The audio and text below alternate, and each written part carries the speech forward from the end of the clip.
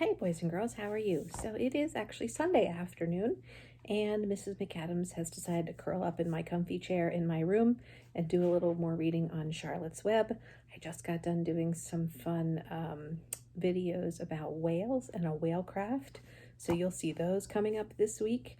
Plus we're going to do sand letter bottles and some other fun things. And we're all going to try to get connected on the computer for Zoom this week, which means we'll be able to see each other. So I'm going to adjust this just a little bit.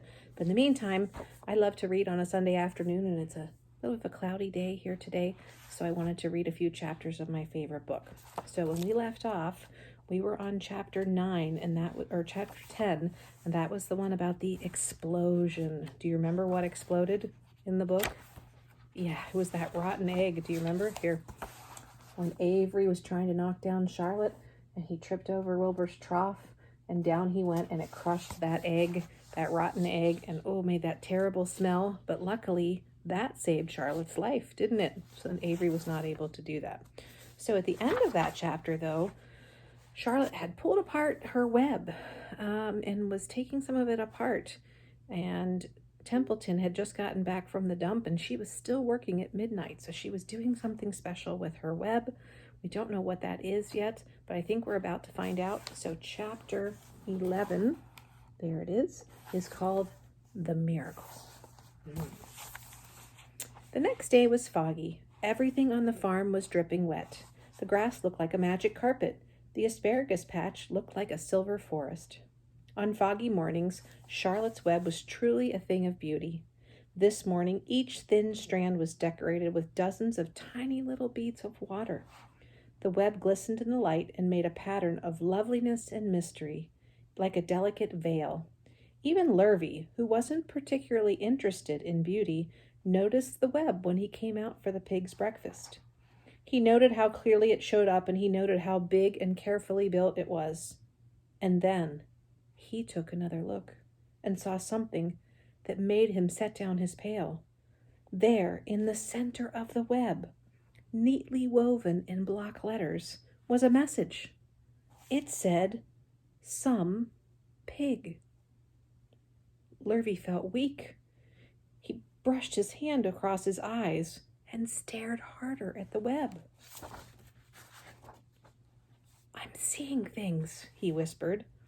He dropped to his knees and uttered a short prayer.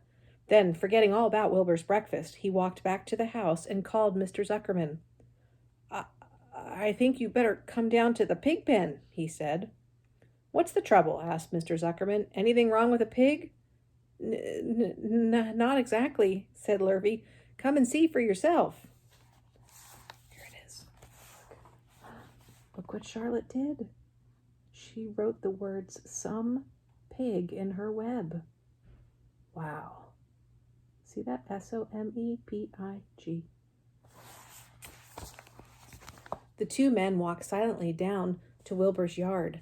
Lurvy pointed to the spider's web. "Do you see what I see?" he stammered. Zuckerman stared at the writing on the web. Then he murmured the words, some pig. Then he looked at Lurvy. They both began to tremble. Charlotte, sleepy after her night's exertions, smiled as she watched.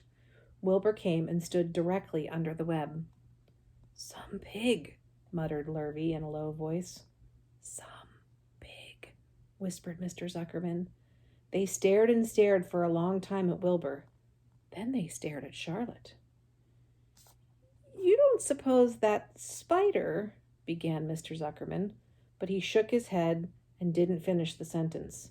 Instead, he walked solemnly back to the house and spoke to his wife. "Edith," he said, "something has happened." He went to the living room and sat down. Mrs. Zuckerman followed. "I've got to tell you something, Edith," he said. You better sit down." Mrs. Zuckerman sank into her chair. She looked pale and frightened. "Edith," he said, trying to keep his voice steady, "I think you'd best be told that we have a very unusual pig." A look of complete bewilderment came over Mrs. Zuckerman's face. "Homer Zuckerman, what in the world are you talking about?" she said. This is very serious, Edith, he replied. Our pig is completely out of the ordinary. What's so unusual about that pig? Said Mrs. Zuckerman, who was beginning to recover from this scare. Well, I don't really know yet, said Mr. Zuckerman, but we have received a sign, Edith, a mysterious sign. A miracle has happened on this farm. There's a large spider web in the doorway of that barn right over the pig pen, and when Lurvy went to feed the pig this morning, he noticed the web because it was foggy, and you know how a spider's web looks in the fog. And right spang in the middle of that web were the words, "Some pig." The words were woven right in that web. They were actually part of the web, Edith. I know, because I've been down there, and it says, "Some pig," just as clear as can be. And there's no mistake. A miracle has happened, and a sign has occurred here on Earth, right on our farm. We have no ordinary pig. Well, said Mrs. Zuckerman, seems to me you're a little off. It seems to me we have no ordinary spider. Oh, no, said Mr. Zuckerman. It's the pig that's unusual. It says so right there in the middle of the web. Maybe so, said Mrs. Zuckerman. Just the same, I intend to have a look at that spider. It's just a common gray spider, said Zuckerman.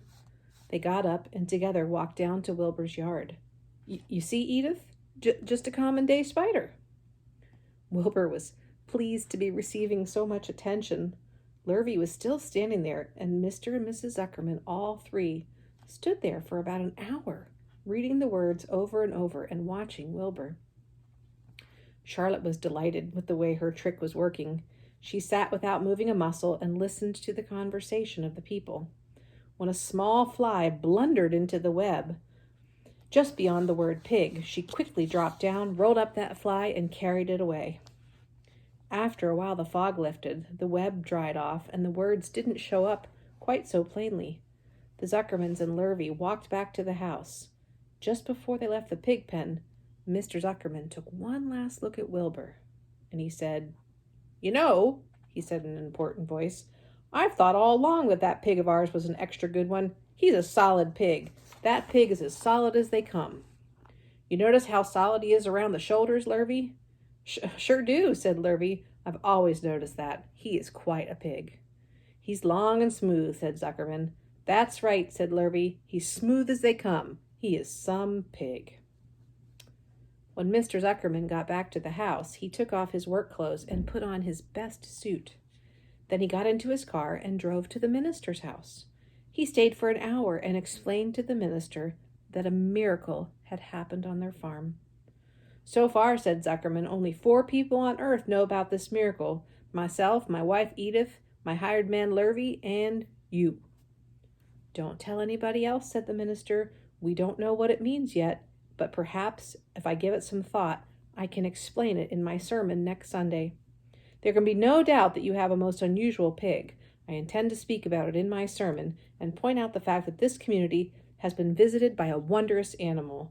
By the way, does the pig have a name?" "Oh, why, yes," said Mr. Zuckerman.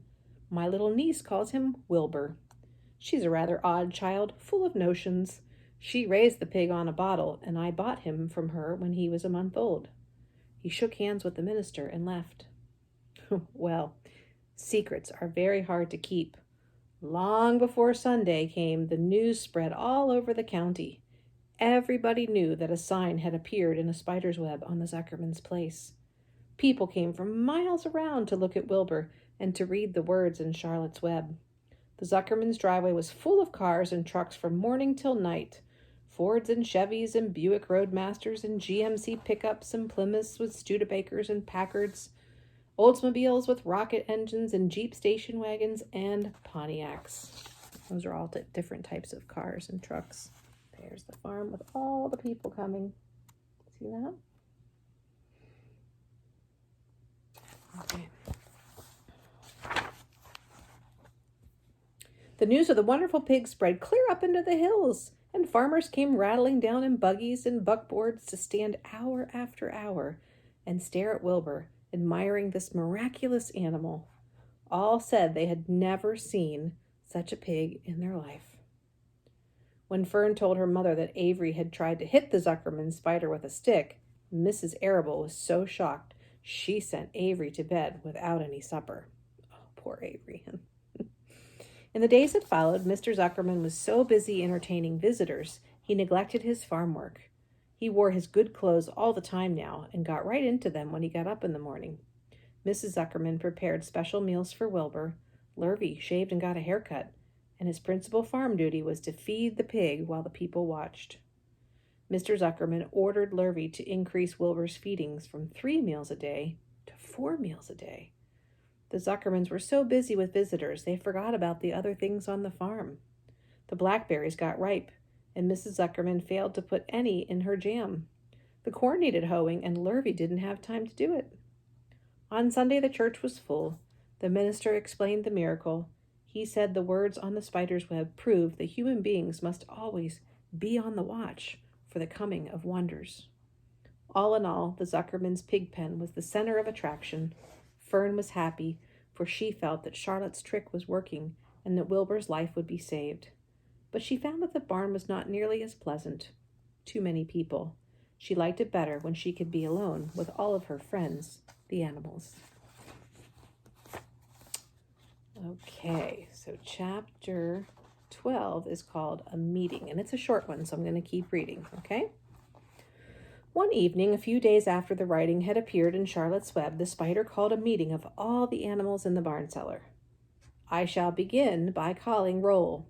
Wilbur? Here, said the pig. Gander? Here, here, here, said the gander. You sound like 3 ganders, muttered Charlotte. Why can't you just say here?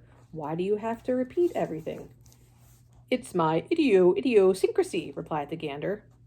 Goose, said Charlotte. Here, here, here, said the goose. Charlotte glared at her.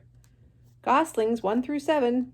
Beep, beep, beep, beep, beep, beep, beep, beep, beep, beep, beep, beep, beep, beep, beep, beep, beep, said the goslings. Well, this is getting to be quite a meeting, said Charlotte. Anyone would think we had 3 ganders, 3 geese, and 21 goslings. Sheep? Meh, answered all the sheep together.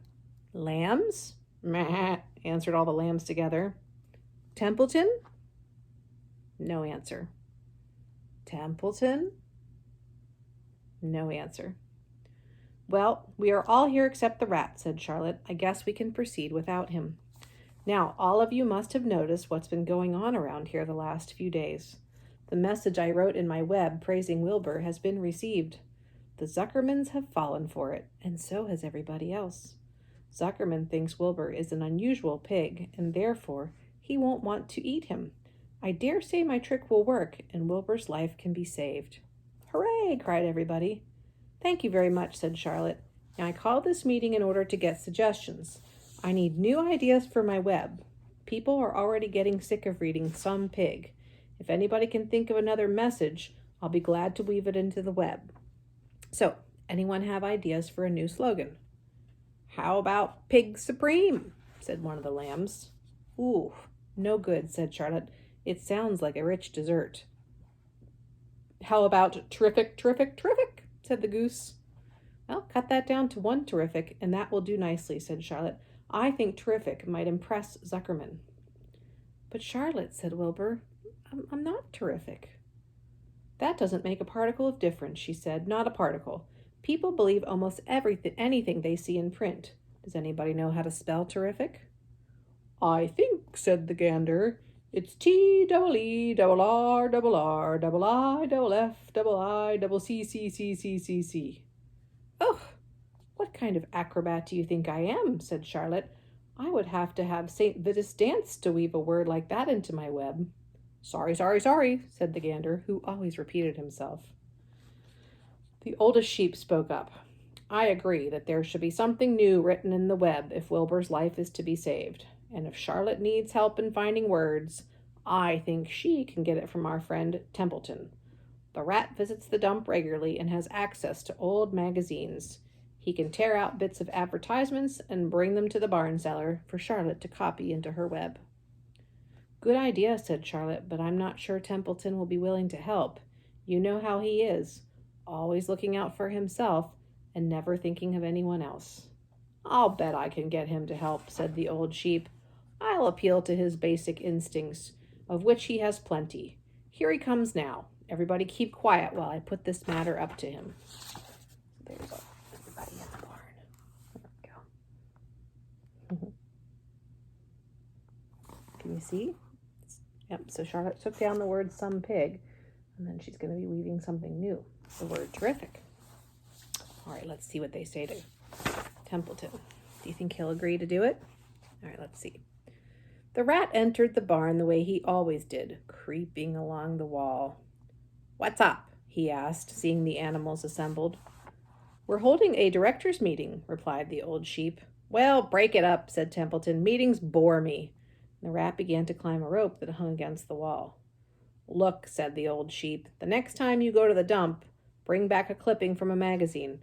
Charlotte needs new ideas so she can write messages in her web and save Wilbur's life." "Why do I care?" said the rat. "I shouldn't worry." "Oh, you'll worry all right next time winter comes," said the sheep. "You'll worry all right on a 0 morning next January when Wilbur's not here and nobody comes down with a nice pail of warm slops to put in the trough. Wilbur's leftover food is your chief food supply, Templeton. You know that. Wilbur's food is your food. Therefore, Wilbur's destiny and yours is closely linked. If Wilbur is killed and his trough stands empty, you'll grow so thin we won't be able to notice you anymore." Templeton's whiskers quivered. Maybe you're right," he said gruffly. "I'm making a trip to the dump tomorrow afternoon. I'll bring back a magazine clipping if I can find one." "Thank you," said Charlotte. "The meeting is now adjourned. I have a busy evening ahead of me. I've got to tear my web apart and write the word terrific." Wilbur blushed. "But I'm not terrific, Charlotte. I'm just average for a pig." "Well, you're terrific as far as I'm concerned," she said sweetly, "and that's what counts. You're my best friend, and I think you're sensational. Now stop arguing and go get some sleep." Okay, so that's the end of chapter 12. That was 11 and 12. Chapter 13 is called Good Progress. And as you can see, Charlotte's getting her web ready for the next word for terrific. So, all right, tune in next time for chapter 13. Bye, everybody.